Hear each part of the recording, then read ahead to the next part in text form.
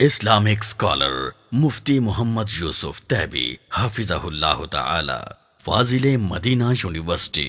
الحمدللہ وقفا والصلاة والسلام علی رسول اللہ وعلی آلہ وصحبہ ومن والاه بعد۔ یہ سورہ الحجر ہے۔ حجر یہ سمود کا علاقہ ہے، اس کو حجر بھی کہتے ہیں، تو ان کے نام کی صورت ہے، اس میں ان کا تذکرہ ہے۔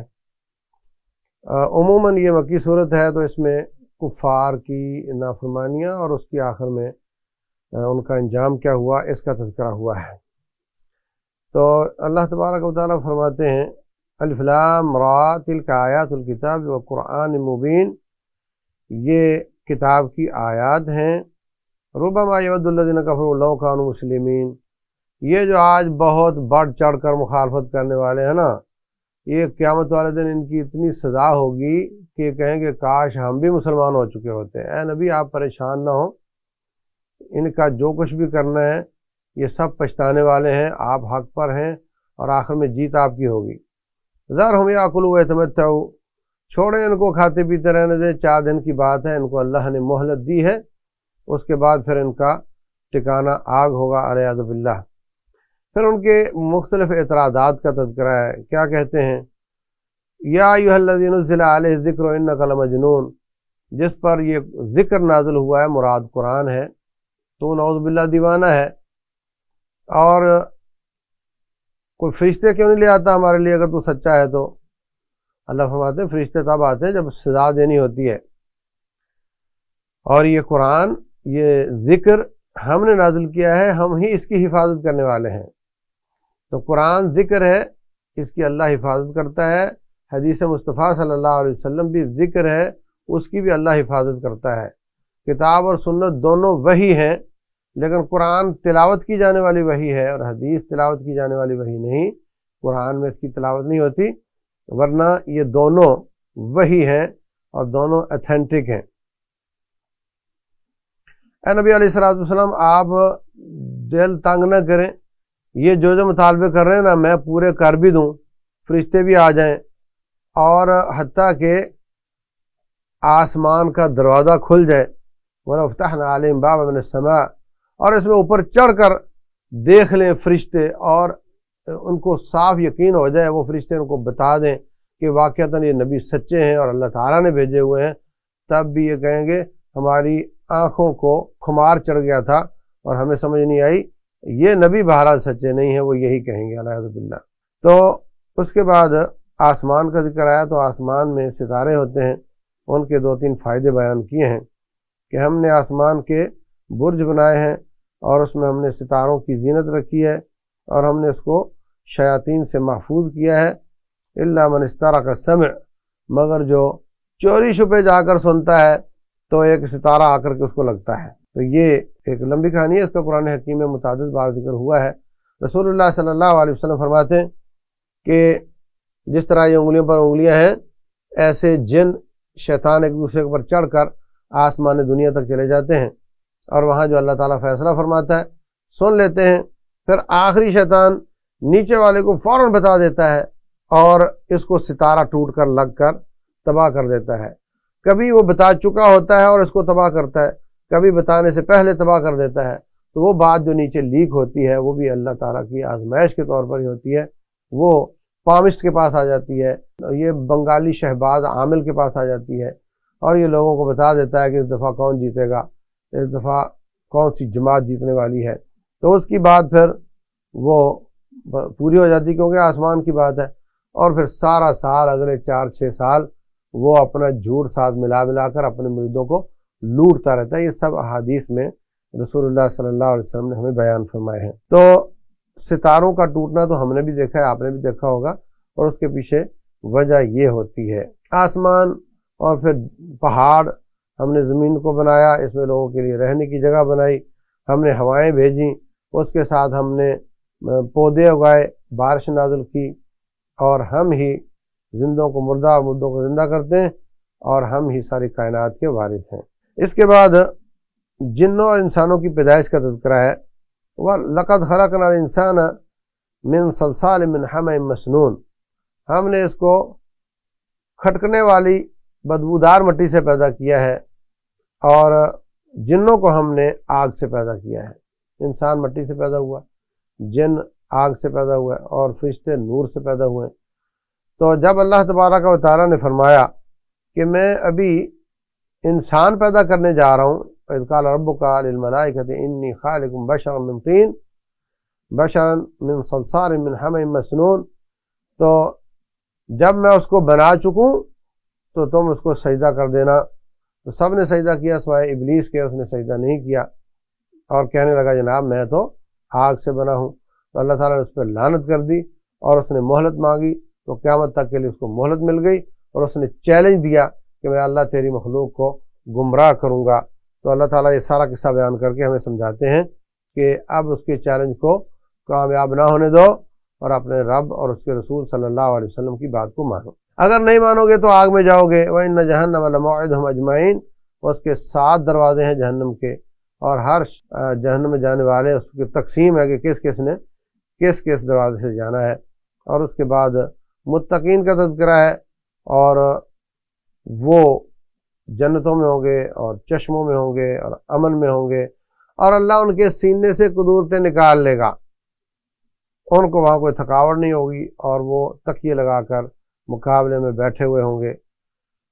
تو یہاں جو سینوں سے قدورتیں نکالنے کا تذکرہ ہے، رسول اللہ صلی اللہ علیہ وسلم فرماتے ہیں جب مومن سارے مرحلے طے کرنے کے بعد، سیدھے آدمی اعمال نامہ پانے کے بعد اور جو آگے پل صراط کراس کرنے کے بعد بالکل اب تیار ہوں گے جنت میں جانے کے لیے، اور جنت کا دروازہ کھلا ہوگا، خوشبوئیں آ رہی ہوں گی، وہاں ایک پوسٹ لگے گی جس کا نام کنترا ہے، اور وہاں لوگوں کے سینے چیک کیے جائیں گے، جس کے سینے میں مسلمان کے لیے قدورت، نفرت، عداوت، دشمنی، حسد، حقد، اس کو سائڈ پر کر لیا جائے گا۔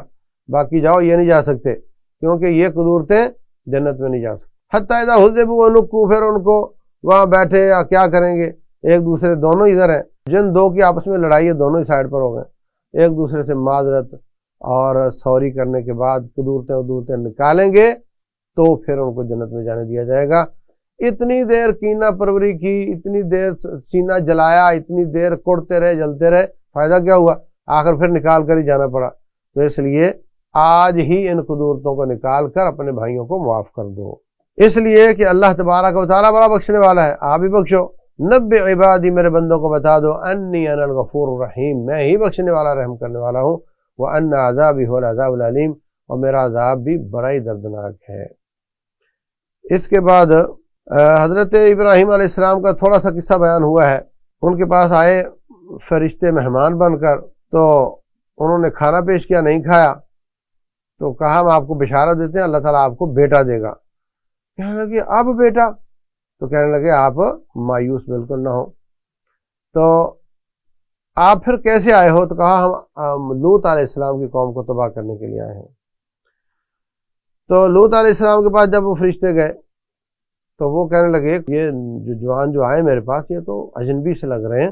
کہنے لگے ہم آپ کے پاس حق لے کر آئیں، اور جس میں ہم آپ کے پاس وہ عذاب لے کر آئیں جس میں یہ شک کیا کرتے تھے، اور آپ رات کے کسی حصے میں اپنے اہل کو لے کر نکل جاؤ اپنی بیوی کے علاوہ، اور کوئی پیچھے مڑ کر نہ دیکھے۔ وہ حضرت لوط علیہ السلام اپنے اہل کو لے کر نکل گئے، پیچھے سے اللہ تعالیٰ نے ان پر پتھروں کی بارش کر دی، ان کے ٹکڑے کو الٹا کر کے پھینک دیا ان کی زمین کو، والعیاذ باللہ۔ اس میں تھوڑا وضاحت بھی آئی ہے کہ وہ جو فرشتے تھے وہ خوبصورت انسان بن کر آئے تھے، تو وہ قوم لوط علیہ السلام کی جو غلط کاریاں کرتے تھے وہ کہنے لگے کہ یہ بندے ہمارے حوالے کرو۔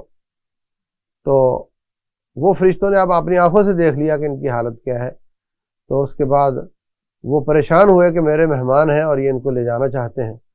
فرشتے کہنے لگے آپ پریشان نہ ہوں، ہم فرشتے ہیں اور ہمیں نہیں لے جا سکیں گے۔ تو اس کے بعد ان پر اللہ نے عذاب نازل کر دیا، فجعلنا عالیہا سافلہا وامطرنا علیہم حجارۃ من سجیل، اللہ المستعان۔ آخر میں جس وجہ سے اس صورت کا نام الحجر ہے ان کا قصہ ہے، اور وہ سمود علیہ السلام وہ قوم سمود ہے، صالح علیہ السلام کی قوم۔ اس قوم کے پاس اونٹنی آئی تھی اور ان پر انہوں نے اونٹنی کو کاٹ دیا، تو ان پر پھر چیخ کا عذاب آیا تھا، ایک ایسی چیخ ہے جس سے ایک دم سارے مر گئے، جیسے ایک بٹن آف کرنے سے سارے بلب بند ہو جاتے ہیں، اللہ نے ان کو تباہ و برباد کر دیا۔ آخر میں رب ذوالجلال فرماتے ہیں جو دین میں نے آپ کو دیا ہے اس کو آپ پہنچائیں، اور یہ جو آپ کو مذاق کرتے ہیں ان کو ہم خود ہی سنبھال لیں گے۔ آج پوری دنیا میں نبی صلی اللہ علیہ وسلم کے خاکے بنا کر ادھر ادھر کر کے آپ کو مذاق کیا جاتا ہے، اللہ فرماتے ہیں ان سب کو میں خود ہی سنبھال لوں گا۔ اگرچہ مسلمانوں کو اپنا ریئیکٹ کرنا چاہیے اور اپنے ایمان کا ثبوت دینا چاہیے، لیکن اللہ ان کو نہیں چھوڑے گا۔ مجھے معلوم ہے کہ اے نبی آپ کا سینہ تنگ ہوتا ہے ان کی باتیں سن کر، لیکن آپ میری حمد بیان کیا کرو اور زیادہ سے زیادہ سجدے کیا کرو۔ وَاعْبُدْ رَبَّكَ حَتَّى يَأْتِيَكَ الْيَقِينُ، جب تک یقین نہ آ جائے اس وقت تک میری عبادت کرتے رہو۔ یقین سے مراد موت ہے، کیونکہ موت ایک یقینی امر ہے۔ صوفی لوگ کہتے ہیں اس سے مراد ہے یقین، عبادت کرو جب تک یقین نہ آئے، اور چونکہ ہمیں یقین آ چکا ہے اس لیے ہم عبادت نہیں کرتے۔ تو نبی صلی اللہ علیہ وسلم آخری بیماری ہے، آپ کی ٹانگوں پر فالج ہے۔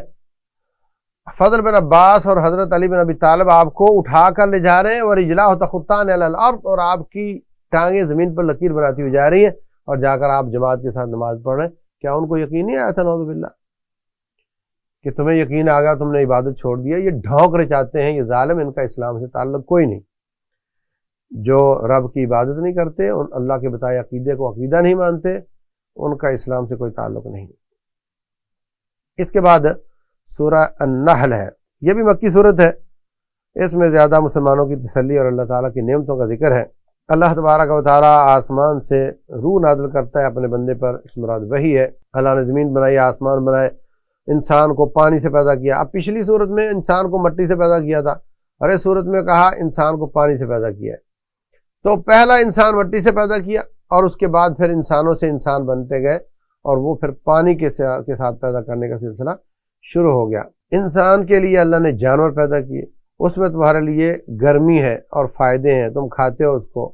گرمی کیا مطلب؟ ان کے چمڑے کو آپ لباس بناتے ہو، اور تمہارے لیے اس میں خوبصورتی بھی ہے، اور تمہارا وہ بوجھ بھی اٹھا کر چلے جاتے ہیں۔ اور یہ گھوڑے، یہ کھچر، یہ گدھے، اور بھی اللہ تعالیٰ چیزیں پیدا کرے گا جیسے آج کل پیدا ہو چکی ہیں۔ یہ سب اللہ تعالیٰ کی نعمتوں کا تذکرہ ہے۔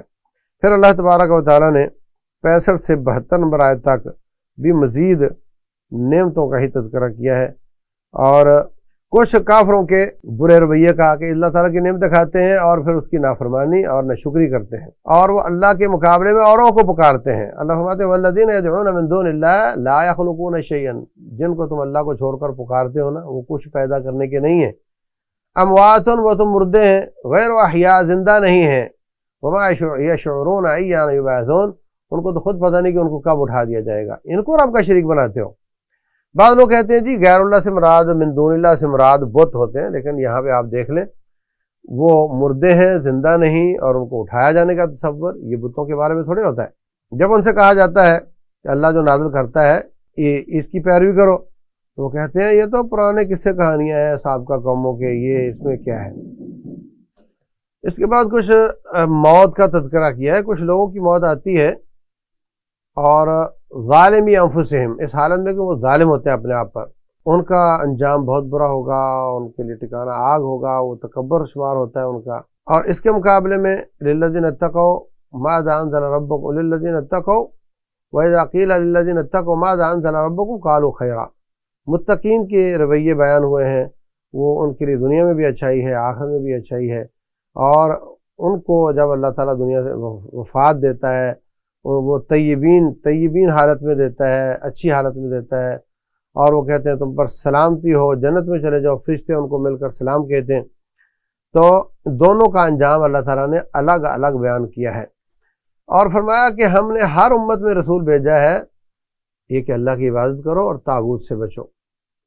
تو کچھ لوگوں نے مان لیا اور کچھ نے نہیں مانا، لیکن نبی صلی اللہ علیہ وسلم اس پر بڑے پریشان ہوتے ہیں، اور بہت زیادہ آپ حریص تھے کہ سب مسلمان ہو جائیں۔ تو جب اتنی محنت کرتے پھر بھی لوگ مسلمان نہیں ہوتے تو بہت آپ کو ٹینشن ہوتی تھی۔ اللہ فرماتے ہیں ان تحرص علی ھداھم فإن اللہ لا یہدی من یضل، آپ جتنا چاہیں حرص کر لیں، جس کو ہم نے گمراہ کرنا ہے آپ اس کو ہدایت نہیں دے سکتے۔ تو اللہ تبارک و تعالیٰ جس پر ناراض ہو، جس کو اللہ سزا دے رہا ہو اس کی ناقدری کرنے کی وجہ سے، اللہ کی ہدایت کی ناقدری کی وجہ سے، اس کو آپ کوئی ہدایت دینا چاہے تو نہیں دے سکتا۔ یہ لوگ قسمیں اٹھاتے ہیں کہ مرنے کے بعد زندگی کبھی نہیں ہوگی۔ اللہ فرماتے ہیں یہ تو معاملہ ہی بڑا آسان ہے، انما قولنا لشیء اذا اردناه ان نقول له کن فیکون، ہم تو ایسے کون کہہ دیتے تو ہو جاتا ہے، ہمارے یہاں کوئی مشکل کام تھوڑی ہے، جو رب ذوالجلال چاہتا ہے وہ ہو جاتا ہے، اور اللہ کے لیے یہ سارے کام کوئی مشکل نہیں ہے۔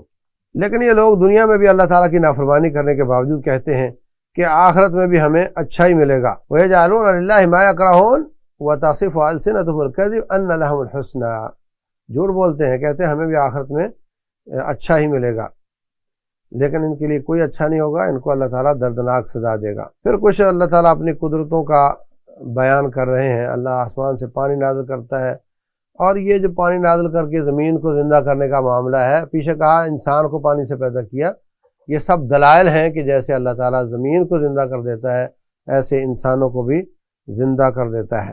اور رب ذوالجلال کی قدرتوں کا یہ بھی ایک مظہر ہے کہ تمہارے لیے اللہ نے جانور پیدا کیے، پہلے بھی اس کا ذکر ہوا، کہاں ہم اس کا دودھ تمہیں پلاتے ہیں، اور دودھ کہاں سے نکالتے ہیں؟ من بین فرث و دم، سبحان اللہ، گوبر اور خون کے بیچ سے سفید دودھ نکلتا ہے، سبزہ کھاتا ہے، اور سبز گوبر اور سرخ خون اور سفید دودھ، ایسی کوئی مشین کائنات والے بنا نہیں سکے، نہ بنا سکیں گے۔ اللہ اکبر۔ اور پھر تمہارے لیے کھجوریں ہیں، تمہارے لیے انگور ہیں، ہم دیتے ہیں اپنی نعمتیں، مگر تم کھجوروں اور انگوروں سے شراب بنا لیتے ہو، اللہ تعالیٰ کی ناشکری کرتے ہو۔ اس کے بعد یہ سورہ نحل ہے، نحل کا معنی ہوتا ہے شہد کی مکھی، یہاں پہ وہ آیت ہے جس وجہ سے اس کا نام ہے وَأَوْحَىٰ رَبُّكَ إِلَى النَّحْلِ أَنِ اتَّخِذِي مِنَ الْجِبَالِ بُيُوتًا وَمِنَ الشَّجَرِ، ہم نے وحی کی نحل کی طرف کہ تو پہاڑوں میں بھی اپنے چھتے لگا، اور گھروں میں بھی، اور درختوں پہ بھی، اور ہر اونچی جگہ پر لگاتی جاؤ، اور ہر پھل سے جوس نکال کر کے لا اور وہاں پہ رکھ، اور اس کے پیڑ سے ایسا پینے کی چیز نکلتی ہے جس کے رنگ مختلف ہوتے ہیں، اس میں اللہ نے لوگوں کے لیے شفا رکھی ہے۔ تو شہد شفا ہے، اور یہ فارمی ہو یا کوئی بھی ہو، جو اس کے پیڑ سے نکلا ہے وہ شفا ہے۔ اللہ تعالیٰ نے اس کی طرف وحی کی، وحی کا معنی اس کو اللہ نے الہام کیا۔ اوحینا الی ام موسیٰ، ام موسیٰ کی طرف وحی کی، اوحینا الی نحل، نحل کی طرف وحی کی، اوحینا، تو اسی طرح حضرت موسیٰ علیہ السلام کی والدہ کی طرف وحی کی، یا حضرت عیسیٰ علیہ السلام کی والدہ کی طرف۔ اس اوحینا وحی کی کا معنی یہ نہیں ہوتا کہ وہ نبی ہو گیا، کوئی عورت نبی نہیں ہوئی، اور نہ کوئی مکھی نبی ہوئی ہے، اور نہ کوئی اس طرح جیسے جس کی طرف وحی کا لفظ استعمال ہوا، بلکہ اس سے مراد اللہ کا الہام ہے، اللہ کا حکم ہے جو وحی کے لفظوں کے ساتھ بولا گیا ہے۔ دوسری بات یہ کہ اس میں شفا ہے۔ کینیڈا کی حکومت نے تحقیق کروائی تو پتہ چلا کہ شہد میں شفا ہے۔ تحقیق کی کیا ضرورت ہے، قرآن پڑھ لو۔ انہوں نے اپنے ملک کی چونکہ کفالت کرتے ہیں، تمام لوگوں کو مفت دوائیاں دیتے ہیں، ان کے اخراجات بہت تھے، انہوں نے کہا کہ جناب شہد کی کمپنیوں کو کہا ہم آپ کو سبسڈی دیتے ہیں، آپ ہماری قوم کو زیادہ سے زیادہ شہد پلاؤ۔ اگر ریٹ اس وقت لیٹس سپوز کہ پاکستان میں مثلا 800 روپے 1000 روپے ہے، تو آپ 500 کا بیچو، 500 ہم دیں گے آپ کو، لیکن اتنا ٹارگٹ ہے، اتنے ٹن شہد ایک سال میں آپ نے پلانا ہے ہماری قوم کو۔ پلا دیا، دوبارہ بیٹھے، کہا کہ ہاں جی ہم نے اتنا بیچا ہے۔ انہوں نے انالیسز کیا کہ ان کا جو سالانہ خرچہ اپنی عوام پر آتا تھا، اس میں اتنی بچت ہوئی جو اس سبسڈی سے کہیں زیادہ تھی۔ تو بہرحال شہد آج بھی بہت مفید ہے، اور یہ قرآن کی نص ہے۔ کسی قسم کا زخم ہو، کسی قسم کا زخم ہو، اور اس کے اوپر آپ لگا دو شہد، اللہ تعالیٰ عافیت دے دیتا ہے، اور اس کا نشان بھی مٹا دیتا ہے، زخم کا نشان بھی مٹ جاتا ہے اللہ کے فضل سے۔ تو اس کے بعد اللہ تعالیٰ کی اور نعمتوں کا تذکرہ ہے، جیسے بیوی، بچے، پوتے پوتیاں، گھر اور سکون ملتا ہے، اللہ تعالیٰ سکون دیتا ہے۔ اللہ تعالیٰ نے ساری نعمتوں کا تذکرہ کیا ہے، اور ساتھ کہا کہ یہ لوگ اللہ کی نعمتوں کو پہچانتے اور پھر انکار کرتے اور اس کی ناشکری کرتے ہیں۔ مومن اور مشرک کی موت کا تذکرہ ہے جو میں نے پہلے بیان کر دیا۔ اسی طرح غلام اور نوکر کی مثال سے توحید سمجھائی ہے۔ واللہ فضل بعضکم علی بعض فی الرزق، اللہ نے بعض کو بعض کے ساتھ فضیلت دی ہے رزق میں۔ اب رزق ظاہر سی بات ہے، ایک زیادہ کماتا ہے، ایک تھوڑا کماتا ہے۔ فوالذین فضلوا براد رزقہم علی ما ملکت ایمانہم، تو کیا ایسا کبھی ہوا ہے کہ آپ سیٹ ہو اور زیادہ کماتے ہو، اور جتنا بھی 10 کروڑ کمایا تو لا کر 5 اپنے غلام کو دے دو تاکہ یہ بھی تمہارے برابر ہو جائے؟ ارے تم انسان ہو کر انسان غلام کو اپنے برابر آنا برداشت نہیں کرتے ہو تو کہ رب ذوالجلال جو کہ خالق ہے اس کے برابر انسانوں کو کرتے ہو؟ تو اللہ تعالیٰ مختلف طریقوں سے سمجھا رہا ہے، توحید بتا رہا ہے، شرک سے لوگوں کو منع کر رہا ہے۔ آخر میں اللہ تعالیٰ فرماتے ہیں ان اللہ یامر بالعدل والاحسان وایتاء ذی القربی، اللہ تعالیٰ عدل کا اور احسان کا حکم دیتا ہے اور غریبوں کو، قریبی رشتہ داروں کو دینے کا حکم دیتا ہے۔ کسی نے پوچھا رشتہ دار کو صدقہ دوں تو فرمایا ڈبل اجر ملے گا، ایک رشتہ داری ملانے کا اور دوسرا صدقہ کرنے کا۔ اور اللہ تعالیٰ فحاشی، عریانی، بے حیائی، ہر قسم کی برائی اور بدکاری سے منع کرتا ہے، اور اپنے وعدے پورے کیا کرو اور معاہدے پورے کیا کرو اور اپنے قسمیں نہ توڑا کرو۔ اللہ تعالیٰ جو کچھ بھی تم کرتے ہو اس کو جاننے والا ہے۔ جب بھی قرآن پڑھو تو اعوذ باللہ من الشیطان الرجیم پڑھا کرو۔ انہ لیس لہ سلطان علی الذین آمنوا وعلی ربہم یتوکلون، شیطان کا زور ان لوگوں پر نہیں چلتا جو اللہ پر ایمان لاتے اور اس پر توکل کرتے ہیں۔ شیطان کا زور تو ان پر چلتا ہے جو شیطان کو دوست بناتے اور اس کو اللہ کا شریک بناتے ہیں۔ جو اللہ پر توکل کرنے والے ان پر شیطان کا زور نہیں چلتا، یہ قرآن کی نص ہے۔ اللہ پر ایمان لانے والوں پر شیطان کا زور نہیں چلتا۔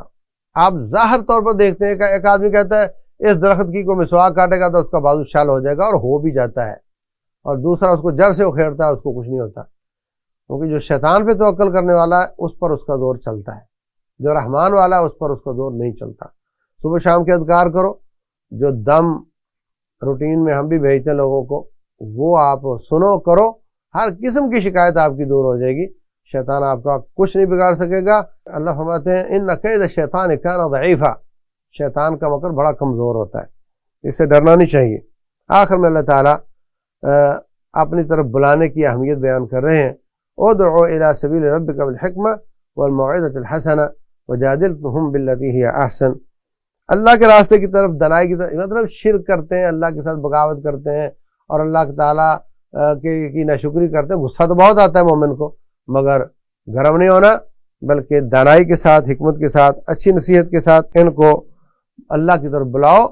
انشاءاللہ آپ کی دعوت میں تاثیر پیدا ہوگی، رب ذوالجلال اس کی برکت سے لوگوں کو ہدایت دے گا۔ اللہ تبارک و تعالیٰ عمل کی توفیق دے۔ واللہ اعلم، وصلی اللہ وسلم وبارک علی نبینا محمد۔